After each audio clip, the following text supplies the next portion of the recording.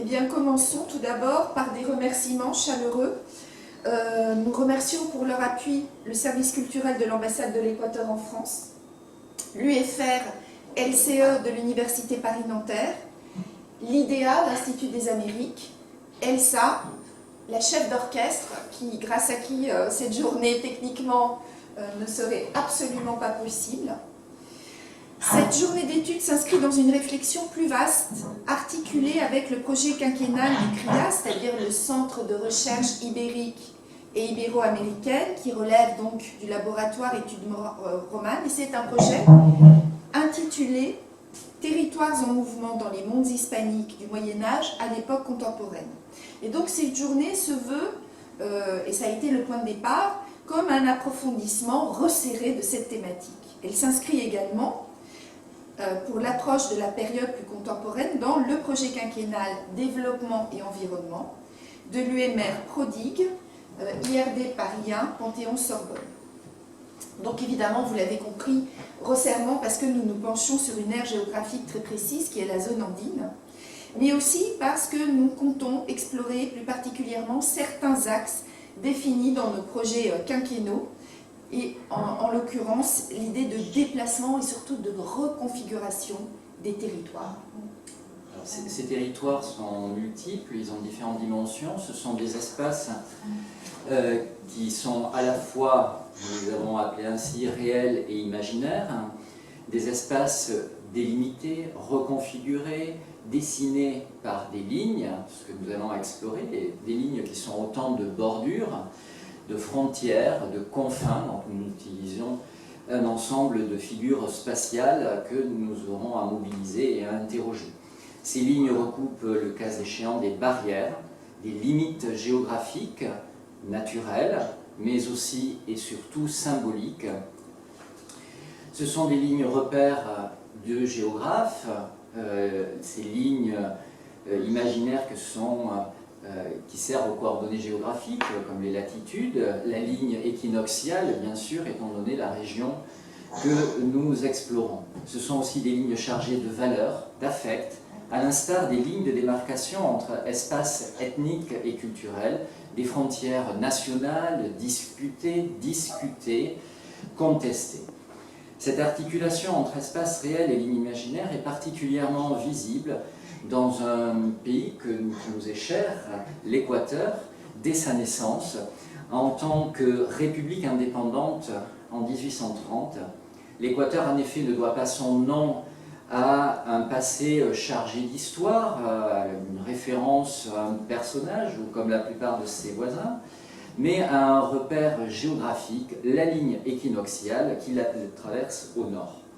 L'équatorianité, qu'explore Emmanuel en profondeur, ce génie qui caractériserait l'âme de la nation équatorienne et le différencierait de ses voisins, est posé comme foncièrement territorialisé ainsi dès son origine. Il est à cet égard significatif, pour ceux qui s'en souviennent, voire symptomatique, que le président populiste Abdallah Boukaram, qui avait été élu en 1996 et qui est resté peu de temps au pouvoir, mais en 1996, lors de son discours d'investiture, clame non sans fierté « Vous vous trouvez à la moitié du monde, à la mitad del mundo ». L'articulation entre espaces et lignes permet aussi de cerner des problématiques identitaires, dans le cas des pays voisins également, notamment le Pérou, la Colombie, dont l'histoire officielle s'appuie sur la narration de frontières mouvantes et de reconfiguration territoriale. On pense bien sûr au cas bolivien, mais l'étude de l'impact des déplacements des lignes entre Pérou et Équateur, entre Colombie et Pérou, peut également s'avérer éclairante. Un impact visible dans le territoire redessiné, dans les cartes, je crois que c'est là un élément important, certes, mais également dans la production culturelle à travers des questionnements récurrents posant la question de la nationalidad. Les lignes réelles, comme imaginaires, dessinent des espaces de tension, d'affrontement, qui, d'une part, établissent des résistances et affirment des différences, et d'autre part, permettent d'échanger, de modifier, de faire interagir des identités sociales et culturelles. Ces lignes Quelles sont-elles? Comment s'articulent-elles? Quelles sont les valeurs dont elles se chargent? Quels espaces identitaires, autant que politiques et sociaux, se dessinent-elles? C'est donc dans cette perspective que nous aborderons, en essayant d'approcher toute la complexité et la variété de ces perspectives, les phénomènes de territorialisation, de déterritorialisation, de reterritorialisation, donc des processus géographiques ici complexes, mais qui sont extrêmement contemporains également. Qui sont les acteurs de ces territorialisations, déterritorialisations, reterritorialisations? Comment s'approprient-ils, notamment à l'époque coloniale, et se réapproprient-ils les espaces? Comment les lignes qu'ils redessinent évoluent-elles? Quels sont les instruments de reconfiguration des espaces, de la médiatisation des frontières à la fois figées et mouvantes, matérialisées et imaginaires? Comment l'articulation entre les espaces réels, ou que l'on a posés comme réels, et les lignes imaginaires, mais sont-elles ici imaginaires que cela? Donc, comment l'articulation entre les espaces réels et les lignes imaginaires redéfinit-elle les limites, frontières, confins, ainsi que les déplacements et circulations entre ces espaces et ces lignes? Donc ces lignes et ces espaces qui sont chargés de valeurs et dans certains cas resignifiés supposent l'étude de diverses constructions qui tiennent de l'affectif également. À cet égard, la notion de communauté imaginée introduite par Benedict Anderson est à prendre en considération, notamment en ce qui concerne les lignes frontières.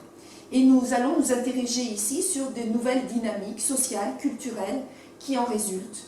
Comment ces nouveaux espaces, réels ou imaginaires, sont-ils instrumentalisés? À ce titre, nous observerons dans cette journée des cas de phénomènes de communautarisation, ou plutôt d'ethnicisation d'espaces. Et les études portant sur les éléments iconographiques, sémiologiques qui marquent les limites d'un territoire à un autre seront privilégiées. Mais ces phénomènes posent aussi la question de l'ethnogénèse et partant des contours des nations ou des groupes qui sont constamment réinventés. Et on se posera la question donc de l'émergence justement de ces nouveaux territoires imaginés, appelés à devenir pourtant bien réels dans leurs effets concrets. Enfin, poser la question des lignes imaginaires, c'est aussi interroger la notion des confins. Les limites sont rarement franches, et plus que le passage d'un territoire à un autre de manière abrupte, des espaces de transition se forment, chargés d'ambivalence. Ce sont des espaces d'échange, mais aussi des espaces incertains, déjà périphériques, soumis à des influences multiples. Les espaces urbains en offrent de bons exemples, et nous aurons plusieurs interventions sur le sujet. Le passage d'une limite de la ville, qui semble aujourd'hui fermée, à celle de tiers espaces qui, dans le contexte de forte croissance démographique, interroge sur la capacité à établir une limite de l'urbain, eh bien, marque l'urbanisation contemporaine, accompagnée toujours de représentation du désordre, imaginaire des confins comme zone grise, trouble, inquiétante. Alors nous aurons peu d'études sur ce sujet, mais nous espérons pouvoir ultérieurement peut-être approfondir justement à travers la peinture ou la littérature ces espaces propices aussi aux rumeurs, aux légendes urbaines. Nous avons pensé spontanément al violador del Pichincha à Quito qui avait défrayé la chronique à son époque, mais aussi nous pensons à des processus de stigmatisation de populations urbaines considérées comme non citadines, et nous en revanche aborderons peut-être cet aspect cet après-midi. Cette question, évidemment, rejoint celle de la création des limites municipales, lignes de dispute, lignes de définition des privilèges et des pouvoirs. Ces créations interrogent évidemment sur les savoirs formels et informels, imaginaires et représentations de l'espace local mobilisés pour justifier tel ou tel tracé. À l'échelle nationale, nous l'avons déjà dit, les confins sont bien sûr des enjeux de pouvoir pour réaffirmer une territorialité ou s'en assurer le contrôle. Et nous reviendrons sur ce sujet particulièrement ce matin.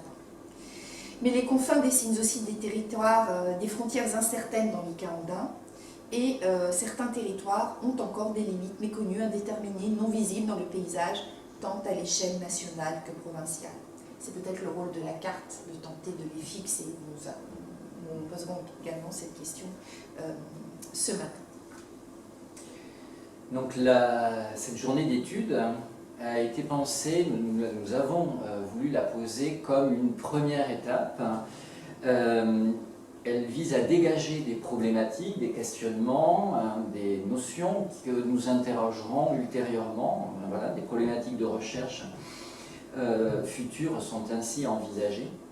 De manière prospective, donc, nous nous intéresserons à la portée de ces débats et de ces discours sur les limites et sur les frontières, sur les représentations de ces limites, de ces frontières, dans plusieurs domaines, notamment la création littéraire et artistique, les constructions identitaires et l'action publique, ce que nous allons aborder toute cette journée. En effet, cette journée, et au vu de ces thèmes, s'annonce comme pluridisciplinaire et elle a pour ambition d'ouvrir à une réflexion collective de plus grande ampleur, s'appuyant sur des approches, cette fois-ci, interdisciplinaires. Lignes et espaces sont certes des notions géographiques, je dirais quasiment géométriques, on reviendra peut-être, en tout cas moi je reviendrai sur ces aspects-là, et plusieurs communications ont pour objet le territoire avec un support ou une référence matérielle physique. Les territoires abordés, situés à différentes échelles, sont néanmoins le produit d'une construction politique et sociale, dont l'analyse impose une démarche historique ou géohistorique. Pour reprendre ici l'approche de Christian Grattalou, la géohistoire étant à la fois une histoire et une géographie, donc nous nous retrouvons bien entre historiens et géographes notamment, mais ça va bien au-delà aujourd'hui, mais à travers cette notion-là. Les différentes communications ont également une approche culturelle, dans laquelle les représentations, les perceptions, les dimensions symboliques sont cruciales et sont mobilisées à différents niveaux d'argumentation par les acteurs concernés. La journée soulève donc, on le voit, des enjeux épistémologiques, méthodologiques dans ce dialogue interdisciplinaire pour faire des espaces réels, lignes imaginaires, une véritable démarche heuristique. Nous laisserons donc volontairement de côté, il a fallu faire des choix, ici et aujourd'hui, la question des territoires qu'on appelle virtuels. Même si le développement de nouvelles technologies a entraîné l'émergence de territoires supposés abolir les frontières du monde dit réel, mais qui n'en établissent pas moins de nouveaux imaginaires et de nouvelles représentations. Fonctionnant à partir d'une organisation en réseau, lesquelles déplacent la notion traditionnelle de territoire, l'impact du cybermonde ou du cyberespace est considérable, mais cet impact sera envisagé ultérieurement comme un nouvel objet d'analyse dans le cadre, nous l'espérons, d'une autre journée d'études. Et on le voit, nous espérons pouvoir multiplier les rendez-vous dans une échéance assez proche. Ces questions numériques, en tout cas, ou on va dire virtuelles, des territoires virtuels liés au cyberespace, seront confrontés au champ des humanités numériques, à ces outils notamment, en analysant les discours et les représentations véhiculées par les réseaux sociaux, mais aussi en interrogeant l'idée d'effacement des frontières et d'organisation de nouvelles territorialités par l'usage de ces réseaux. Nous terminerons là-dessus parce qu'en fait, nous sommes en train de vous lancer une invitation pour notre prochain rendez-vous scientifique. Donc, sans plus tarder, nous allons donc commencer la première séance. Que nous avons nommé la ligne imaginaire et le territoire, avec Jorge Luis Salgado. Serrano Salgado, pardon, j'ai inversé los apellidos. Et Anne-Claudine Morel. Je te laisse peut-être les présenter. Oui. Alors, Jorge Luis Serrano est agregado cultural de l'Équateur en France, à l'ambassade de l'Équateur à Paris, et est un spécialiste, je le dis parce qu'il est très modeste, mais c'est un véritable spécialiste du cinéma équatorien. Voilà, il a été un des acteurs de la réorganisation de la Cinémathèque. Et Anne-Claudine Morel est une équatorianiste reconnue. Elle a travaillé notamment sur la Casa de la Cultura Ecuatoriana et elle travaille également aujourd'hui sur l'œuvre de Javier Vascones qui, elle le montrera, essaye de penser des territoires qui sont imaginaire au sens de fiction, mais qui repose toujours sur un questionnement autour de la ligne imaginaire, qui est cette ligne de l'équateur. Donc nous allons, à travers ces 2 premières séances, aborder plus spécifiquement le cas de l'équateur et celui de cette ligne imaginaire qui pourtant a elle aussi produit des effets dans le réel et qui est la ligne équinoxiale. Nous allons céder donc la place à Nice, Anne-Claudine. en visio. Exactement. Merci d'avoir accepté, Anne-Claudine, de participer à distance. Et merci à Jorge Luis de s'être déplacé. D'être là avec nous.